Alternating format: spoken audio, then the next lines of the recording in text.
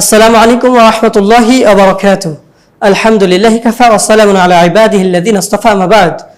সম্মানিত দর্শক শ্রোতা, ইউনাইটেডের পক্ষ থেকে আন্তরিক শুভেচ্ছা ও মোবারকবাদ জানাচ্ছি। আমরা আজকে জানবো শিশুদেরকে কিভাবে কুদৃষ্টি থেকে বা বদনজর থেকে রক্ষা করব, হেফাজত করব। আমরা যাদের আমাদের সন্তান জন্ম নেয়, সন্তানাদি, আমরা প্রত্যেকেই কিন্তু আতঙ্কিত থাকি কিভাবে মানুষের নজর লাগা থেকে বিরত রাখবো, কিভাবে রক্ষা করব, হেফাজত করব।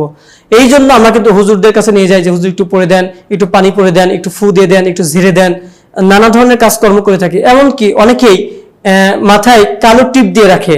কালো টিপ দেওয়ার মাধ্যমে মনে করে যে মনে হয় এটা দিলে পরে কুদৃষ্টি লাগবে না বা বদনজর থেকে রক্ষা করবে। এটা আসলে একটি জাহেলিপনা বা একটি অন্যায় কাজ, যেটাকে শিরকের অন্তর্ভুক্ত হয়ে যায়। সুপ্রিয় দর্শক শ্রোতা, তাই আমরা নিজেরাই রাসূলুল্লাহ সাল্লাল্লাহু আলাইহি সাল্লাম কিভাবে সন্তানদেরকে কুদৃষ্টি থেকে বাঁচাবেন সেই দোয়া শিক্ষা দিয়েছেন। এই দোয়াটি মুখস্থ করে আমরা প্রত্যেকে যদি নিজেরাই ঝাড়ফুঁক করি, তাহলে ইনশাআল্লাহ আল্লাহ সুবহানাহু ওয়া তাআলা অবশ্যই বদনজর থেকে বা কুদৃষ্টি থেকে আমাদের সন্তানদেরকে হেফাজত করবেন। দোয়াটি খুবই সহজ, অত্যন্ত ছোট। দোয়াটি হচ্ছে আউযু বিকালিমাতিল্লাহি তাম্মা মিন কুল্লি শাইতানি ওয়া হাম্মা ওয়া মিন কুল্লি আইনিল লাম্মা। এই তিনটি বাক্য দ্বারা যদি আমরা এই দোয়াটি পড়ে যদি আমরা আমাদের সন্তানদেরকে ফু দিয়ে দেই, তাহলে ইনশাআল্লাহ সকল প্রকার কুদৃষ্টি বদনজর থেকে আল্লাহ সুবহানাহু ওয়া তাআলা আমাদের সন্তানদেরকে হেফাজত করবেন।